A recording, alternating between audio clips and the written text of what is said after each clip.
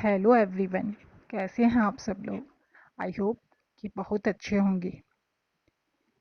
मैं हाजिर हूँ आपके साथ आज एक नई कहानी के साथ। कहानी शुरू करने से पहले मैं आपसे रिक्वेस्ट करना चाहती हूँ कि अगर आप मेरे चैनल पर नए हैं तो प्लीज़ चैनल को सब्सक्राइब कर लीजिएगा। एंड कहानी अच्छी लगे तो प्लीज़ लाइक करिएगा एंड कमेंट करके ज़रूर बताइएगा कि कहानी आपको कैसी लगी। एंड बेल बटन को भी प्रेस कर लीजिएगा जिससे मेरी आने वाली कहानी आप तक पहुंच सके। तो चलिए कहानी शुरू करते हैं। मैं हाजिर हूँ आपके साथ कहानी का तीसरा अध्याय लेके। तो चलिए कहानी शुरू करते हैं। आगे की कहानी कुछ इस प्रकार है। वह नौजवान कुछ आगे बढ़ा और अचानक शिल्पा को देखकर ठिठक गया। उसकी आंखों में विस्मय था और शिल्पा की आंखों में डर। दोनों की नज़रें एक मिनट के लिए टकराईं और सारी कायनात जैसे वहीं रुक गई। अचानक शिल्पा को तमन्ना की आवाज़ सुनाई दी। सॉरी भाई, मैंने इसे मना किया था यहाँ बैठने को। पर अरमान ने बस इतना ही कहा, इट्स ओके तमन्ना, और फिर चुपचाप जाकर कोने वाली सीट पर बैठ गया। सभी स्टूडेंट स्तंभित थे। वे एक बार अरमान को देख रहे थे और एक बार शिल्पा को। आज तक अगर कोई तमन्ना के पास वाली सीट पर बैठ गया तो अरमान के हाथों उसकी मौत हो जाती थी। पर आज ये क्या हो गया? दीपा पीछे से फुसफुसाई। ये क्या हुआ? अरमान सर ने अपनी जगह कैसे छोड़ दी? पर इससे पहले कि तमन्ना कुछ कहती, उन्हें प्रोफेसर की गुस्से भरी आवाज़ सुनाई दी। Miss Deepa, get out of the class. Deepa ने गुस्से भरी नज़र से शिल्पा को देखा और क्लास से बाहर निकल गई। सर ने लगातार 2 क्लासेस लिए थे और अब शिल्पा का भूख के मारे हालत ख़राब थी। असल में सुबह डर के मारे उसने कुछ भी ठीक से नहीं खाया था और अब भूख बहुत ज़ोर से लग रही थी। अभी ब्रेक था और सारे स्टूडेंट बाहर निकल गए थे, तो शिल्पा भी बाहर आ गई और उसकी नज़र सिद्ध को ढूंढने लगी। पर वह कहीं नहीं दिखा। कॉलेज का पहला दिन था, इसलिए वह अपना मोबाइल भी घर पर रख के आई थी। वैसे भी सिद्ध ने कहा था कि कॉलेज स्टाफ के सामने गलती से भी मोबाइल ना निकाल करें। शिल्पा समझ नहीं पा रही थी कि क्या करे, क्योंकि अकेले वहाँ से हिलना भी उसके लिए मुश्किल था। कैंटीन तक जाने की बात तो बहुत दूर थी। तभी उसे किसी की आवाज़ सुनाई दी। किसी को ढूंढ रही हो क्या? शिल्पा ने चौंक कर देखा। 2 लड़की वहाँ खड़ी थीं और शिल्पा ने उन्हें अपने क्लास में देखा था। एक तुरंत आगे बढ़ाई और परिचय देते हुए कहा, मैं मुस्कान हूँ और यह मेरी सहेली सपना। हम तुम्हारी क्लास में ही हैं। शिल्पा मुस्कुराई। मुस्कान ने पूछा, किसी का इंतज़ार कर रही हो क्या? शिल्पा शिल्पा सिर हिलाते हुए बोली, हाँ, सिद्धांत यानी सिद्धांत मोदी। मैं उनके साथ ही यहाँ आई हूँ। मुस्कान ने आश्चर्य से पूछा, सिद्धांत मोदी, तुम उन्हें जानती हो? शिल्पा ने हाँ में सिर हिलाते हुए उत्तर दिया, हाँ, उसकी मम्मी मेरी आंटी हैं। मैं उनके घर ही आई हूँ और वहीं रहूँगी। सपना आहें भरते हुए बोली, क्या किस्मत है तुम्हारी शिल्पा। तुम्हें पता है सिद्धांत सर इस कॉलेज में सबसे हैंडसम, स्मार्ट, जिसके लिए न जाने कितनी लड़कियां सपने देखती हैं। मुस्कान ने सिर हिलाते हुए कहा, हाँ, और अभी वो शायद उन लड़कियों के बीच में ही होंगे। वो अभी नहीं आने वाले और मुझे तो लगता है वो तुम्हें भूल ही गए होंगे। पर शिल्पा का मासूम चेहरा देखकर सपना जल्दी से बोली, अरे दुखी मत हो, हम कैंटीन जा रहे हैं, तुम भी चाहो तो जा सकती हो हमारे साथ, पर एक शर्त है। मुस्कान झट से बोली, हमें तुमसे दोस्ती करनी है, बस इतनी शर्त है। शिल्पा मुस्कराते हुए बोली, मुझे दोस्त समझने के लिए थैंक्स। सपना, अरे थैंक्स तो हमें करना चाहिए क्योंकि इस जिले की टॉपर स्टूडेंट हमसे दोस्ती कर रही है। मुस्कान, और नहीं तो क्या, तुम में और तमन्ना में कितना अंतर है देखो। तुम कितनी अच्छी हो और वो कितना घमंडी। इस कॉलेज में टॉप करती है तो मानो हमें कुछ समझती ही नहीं। सपना शिल्पा का हाथ पकड़कर खींचते हुए बोली, यहाँ खड़े बातें करते रह, हमारा ब्रेक खत्म हो जाएगा। इस मुस्कान की बातें तो कभी ख़त्म होने वाली नहीं। चलो कैंटीन चलते हैं। तीनों कैंटीन में आए और मुस्कान ने सबके लिए पाव भाजी का ऑर्डर दिया। फिर बातें करने लगे। मुस्कान और सपना शिल्पा के बारे में जानने को उत्सुक थी और उसे प्रश्न पूछे जा रही थी और शिल्पा बड़ी शांति से उसका उत्तर दे रही थी। वह अपने छोटे से शहर के बारे में, अपनी मम्मी दादी के बारे में बताकर खुश थी। मुस्कान कॉफ़ी का ऑर्डर देने काउंटर पर गई। तभी कुछ लड़के वहां आए और उनके टेबल को घेर कर खड़े हो गए और एक लड़का शिल्पा की ओर देखते हुए पूछा, तुम इस कॉलेज में नई आई हो ना? शिल्पा ने डरते हुए सर हिलाया। उसे ये लड़के बिल्कुल अच्छे नहीं लग रहे थे।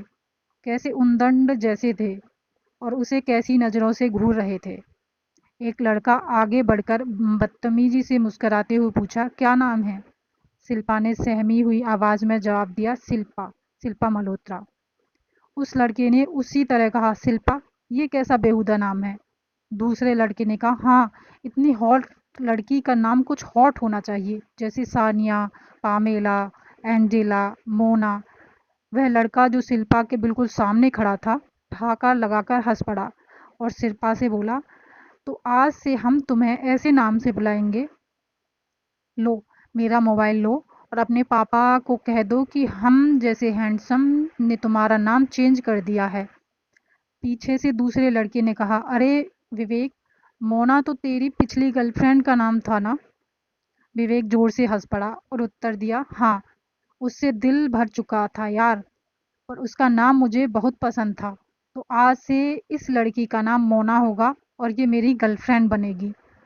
शिल्पा समझ नहीं पा रही थी कि वह कहाँ फंस गई और इनके चंगुल से कैसे निकल सकती है। उसके दोनों आंखों से आंसुओं की धारा बहने लगी। वह बेबस होकर चारों तरफ देख रही थी। उसे पता था सिर्फ सिद्धांत ही इसे इन लोगों के हाथों से बचा सकता था, पर वह कहीं भी दिखाई नहीं दे रहा था।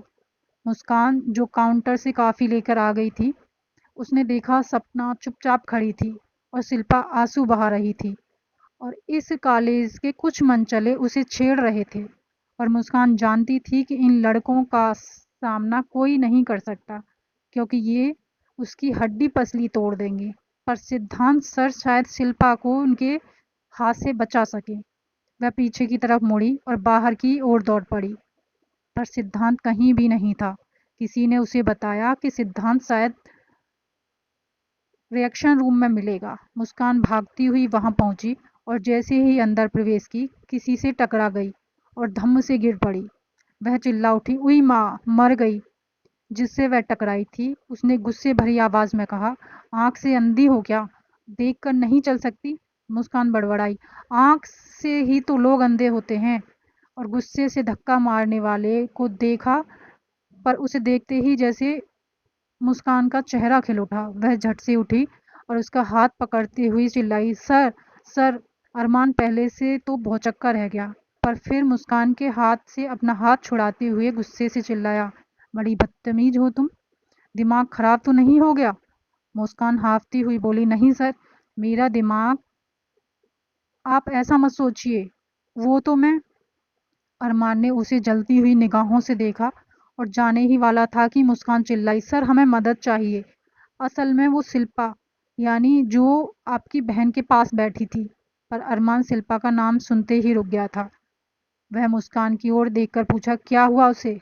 मुस्कान जल्दी जल्दी में सारा किस्सा बता गई और बोली, सिद्धांत सर नहीं मिले, आप प्लीज उस बेचारी को उन लोगों के हाथ से बचा लीजिए।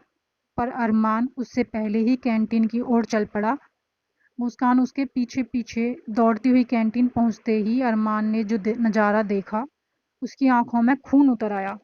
शिल्पा सिसक रही थी और सपना असहाय सा कहे जा रही थी, प्लीज़ हमें जाने दो। विवेक ठहाका लगाते हुए बोला, तुम्हें कौन रोका है? तू जा। पर जब तक मेरी नई गर्लफ्रेंड अपने पापा को फ़ोन नहीं कहेगी कि उसे मेरे जैसा हैंडसम और अमीर बॉयफ्रेंड मिल गया है, मैं नहीं जाने वाला इसे छोड़ के। विनय मजे लेते हुए बोला, यार तू कुछ नहीं कहेगा इसके पापा से? विवेक, हाँ यार, मैं इसके हाथ ही मांग लूंगा। अब तक इतनी खूबसूरत और हॉट लड़की नहीं मिली मुझे। सुनील, सिर्फ हाथ ही मांगेगा तू यार? विवेक भद्दी नज़रों से शिल्पा की ओर देखते हुए उत्तर दिया, हाँ यार, हाथ का क्या करूँगा? फिर वो सब माँग लूँगा जो मेरे काम आए। सारे दोस्त ठहाका लगाकर हँस पड़े। सपना शिल्पा के हाथ को कसकर पकड़ते हुए बोली, चल शिल्पा यहाँ से। विवेक तुरंत रास्ता रोकते हुए बोला, कहाँ चली छमक छल्लो? पर वह अपनी बात पूरी करने से पहले ही किसी के गरजने की आवाज़ सुनाई दी, जाने दो उन्हें। विवेक गुस्से से चिल्लाया, अब ये कौन कबाब में हड्डी आ गया? पर इससे पहले कि वह कुछ और कहता, उसके थोबड़े पर अरमान का मुक्का पड़ चुका था और वह जमीन पर जा गिर। शिल्पा ने चौंक कर देखा, विवेक के मुंह से खून निकल रहा था। वह करा रहा था और उसके दोस्त वहां से भाग खड़े हुए थे। अरमान ने सपना को देखा और गंभीर आवाज में कहा, अपने क्लास में जाओ। सपना ने तुरंत सर हिलाया और शिल्पा को खींचते हुए ले जाने लगी, पर विवेक कुछ कम नहीं था। उसने शिल्पा का हाथ पकड़कर उसे अपनी ओर खींचते हुए चिल्लाया, तू ऐसे नहीं जा सकती, देखता हूँ कौन रोकता है मुझे। पर उससे पहले वह कुछ कहता, अरमान ने उसे गर्दन से पकड़ लिया और शिल्पा का हाथ उसके हाथ से छुड़ाते हुए विवेक का सिर दीवार में दे मारा। विवेक की आंखों के आगे अंधेरा छा गया। वह चिल्लाया, अरमान मलिक, तुझे पता नहीं मेरे पापा कौन हैं? तुझे इसका अंजाम भोगना पड़ेगा। तुझे तो मैं नहीं छोड़ूंगा, कुत्ते की औलाद। इतना सुनते ही अरमान गुस्से से पागल हो गया। वह विवेक को धक्का मारकर नीचे गिराते हुए चिल्लाया, अरमान, तेरी गीदड़ भभकी से नहीं डरता कमीने। आज तेरा बाप तेरी लाश पर बैठकर मातम मनाएगा। पर उसके कुछ कहने से पहले ही किसी ने उसे पीछे से पकड़ लिया और कहा, बस अरमान, बहुत पिटाई कर चुका है, जाने दे बेचारे को। अरमान ने घूम कर देखा, सिद्धांत खड़ा था। इसी बीच विवेक मौका देखते ही वहां से 9-2-11 हो गया। सिद्धांत कुछ कहने ही जा रहा था, पर उससे पहले अरमान का मुक्का उसके मुंह पर पड़ा। सिद्ध खुद को बचाते हुए चिल्लाया, अरे यार, अब मुझे क्यों मार रहा है? अरमान ने उसे घूर कर देखा। सिद्ध अपने गाल को सहलाते हुए बोला, अब शांत भी हो जा यार, देख ये बच्चियां कितनी डर गई हैं तुझे देखकर। अरमान उसकी बात सुनकर घूर कर देखा और पाया कि सपना, मुस्कान और शिल्पा वही मूर्ति बनी खड़ी थी। उसे घूरते देखकर सपना फुसफुसाई, भाग ले मुस्की, अब ये हमें जरूर डांटेगा। और इससे पहले कि अरमान कुछ कहता, सपना और मुस्कान शिल्पा का हाथ पकड़कर वहां से ऐसे भागी मानो पागल कुत्ते पीछे पड़े हैं। सिद्धांत मुस्कुराते हुए बोला, डरा दिया ना बच्चियों को? अरमान उस ओर देखते हुए बोला, ये लड़की तेरे साथ ही आई है ना? सिद्ध ने कहा, कौन, शिल्पा? हाँ, हमारे घर ही आई है, यहाँ पढ़ने के लिए।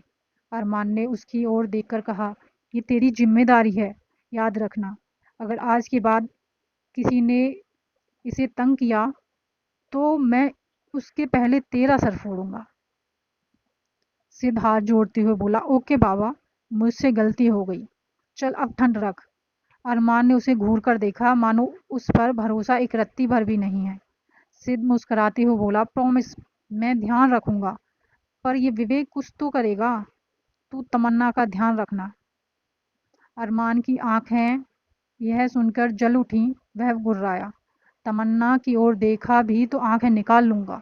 तू जानता है सिर्फ उसके लिए मैं आज तक कॉलेज में हूँ। सिद्ध मुस्कुराते हुए सर हिलाया, मानो वह जानता है और यह भी जानता है कि अरमान के रहते हुए तमन्ना का कोई बाल भी बांका नहीं कर सकता। पर कुछ समय में ही सपना, मुस्कान, शिल्पा और अरमान प्रिंसिपल के केबिन में थे। प्रिंसिपल बहुत ही गुस्से में थे और विवेक प्रिंसिपल के पास की कुर्सी में बैठा था। उसके सर पर पट्टी बंधी थी और चेहरा पीला पड़ा हुआ था। विवेक के डैड वहीं खड़े किसी से फ़ोन पर बात कर रहे थे। तभी अचानक वहां सिद्धांत दौड़ता हुआ आया और केबिन के अंदर आकर चिल्लाया, क्या मैं अंदर आ सकता हूँ सर? प्रिंसिपल ने गुस्से भरी नज़रों से देखते हुए बोला, आप ऑलरेडी अंदर आ चुके हैं सिद्धांत मोदी। सिद्धांत निर्लज्ज जैसा मुस्कुराता हुआ बोला, यस सर।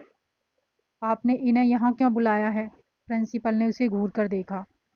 सिद्ध ने संभलते हुए कहा, मेरा मतलब है, आपने शिल्पा को क्यों बुलाया है?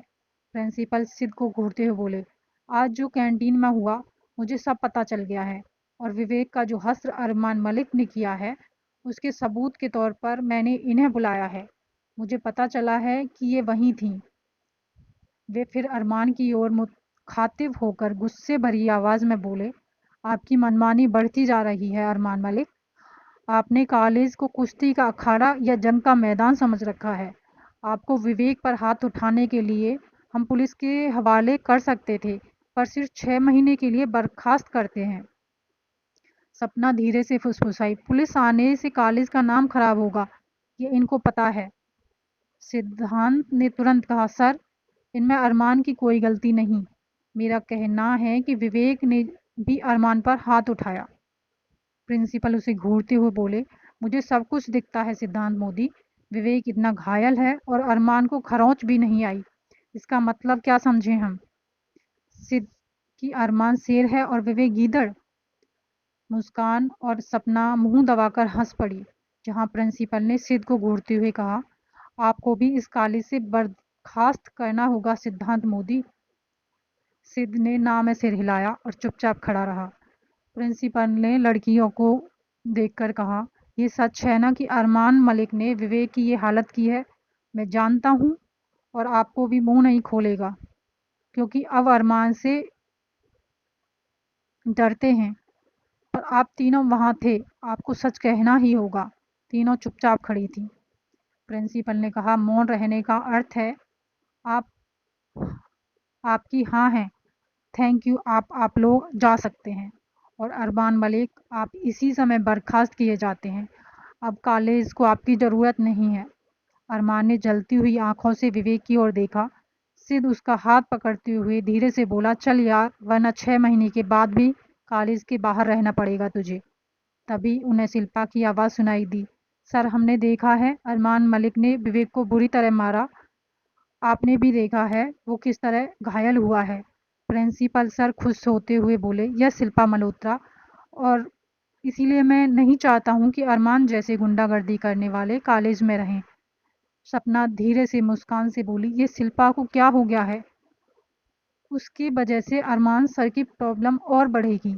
शिल्पा उसी तरह शांत स्वर में बोली, पर सर, आपने ये नहीं जानना चाहा कि अचानक अरमान मलिक ने इसकी पिटाई क्यों की? ये आप जानना नहीं चाहते? प्रिंसिपल उसकी ओर देखते हुए बोले, आप आज ही कॉलेज में आई हैं शिल्पा मल्होत्रा, और आपको अरमान मलिक के बारे में शायद पता नहीं। मारपीट करना इनकी आदत है। शिल्पा, यस सर, मैं आज ही आई हूँ। पर आज जो कुछ हुआ उससे मुझे ये पता चला है कि अरमान मलिक बिना वजह मारपीट नहीं करते। आज अगर अरमान मलिक इस इंसान पर हाथ नहीं उठाते तो मैं आज ही इस कॉलेज को छोड़कर चली जाती सर। मुझे अगर पता होता कि मुंबई के कॉलेज में लड़कियों के साथ इतनी बदतमीजी की जाती है तो मैं यहाँ आती ही नहीं। उन्हें उन्हें विवेक के डैड की आवाज़ सुनाई दी, मिस शिल्पा, क्या आप बताएंगी क्या हुआ था?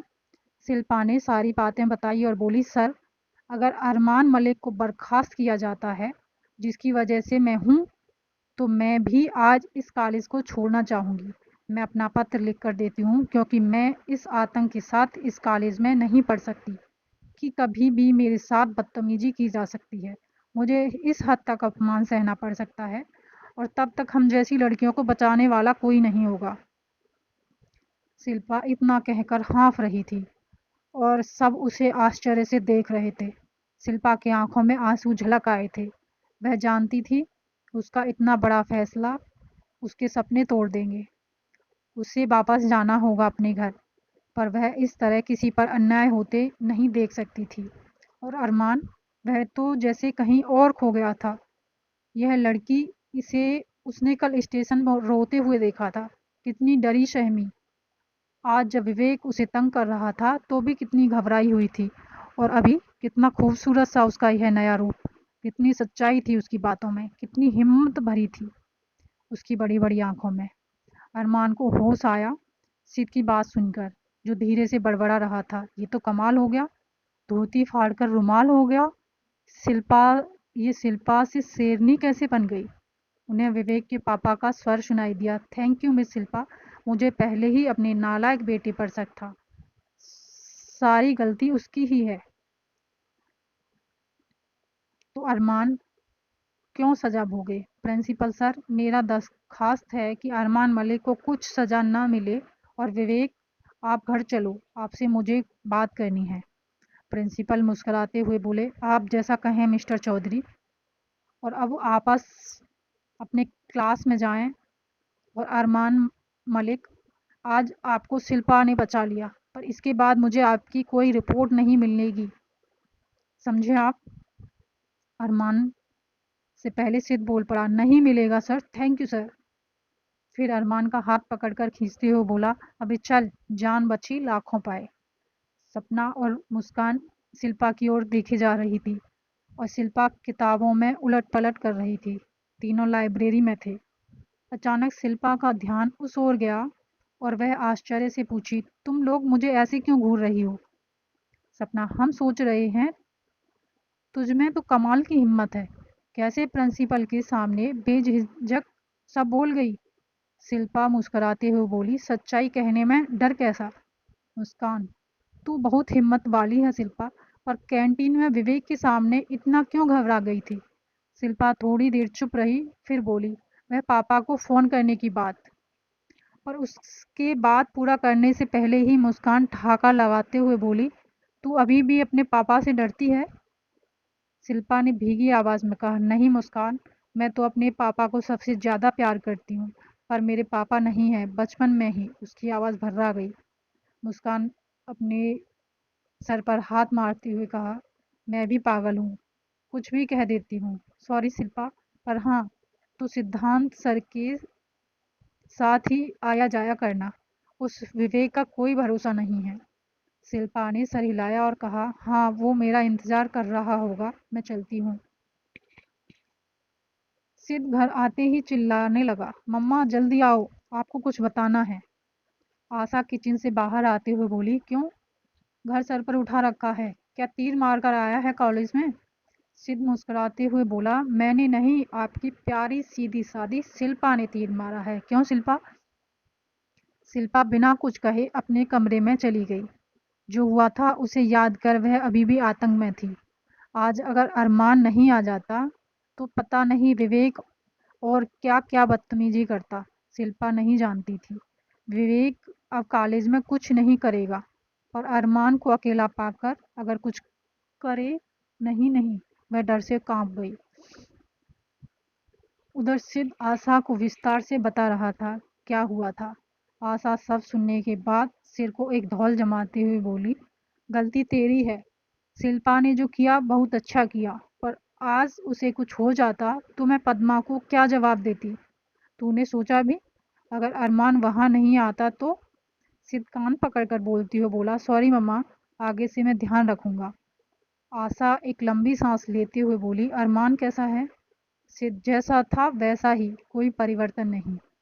आशा धीरे से बोली, तू उसका दोस्त है ना, उसे समझाता क्यों नहीं? ऐसा कब तक चलेगा? सिद्ध अपने फ़ोन के साथ खेलते हुए बोला, 3 साल से वही कर रहा हूँ माँ, पर वह तो जैसे पागल ही बना हुआ है। शाम होते ही नशे में डूब जाता है, एग्जाम के समय गैर हाजिर, कम से कम तमन्ना के लिए कॉलेज जाता है, वरना पता नहीं दिन भर क्या करता है। जीने की उमंग ही खो चुका है वह मम्मा। आशा दुख भरे स्वर में बोली, पता नहीं क्या से क्या हो गया। काश ऐसा कोई चमत्कार हो जाए कि वह फिर से जीने की कोशिश करे, कोई ऐसी मिल जाए उसे जो उसके जीवन में नया रंग भर दे। सिद्ध खुद में खो गया। काश मेरा दोस्त मुझे वापस मिल जाता। और मेरी तमन्ना। उसने अपनी जीभ काटी और माँ की ओर देखा, पर आशा अपने ही सोच में डूबी हुई थी। सिद्ध ने मन ही मन में सोचा, थैंक गॉड माँ ने कुछ नहीं सुना। तो ये थी कहानी भाग 3। कैसी लगी आपको कहानी, प्लीज़ कमेंट करके बताइएगा ज़रूर। थैंक्स कहानी सुनने के लिए।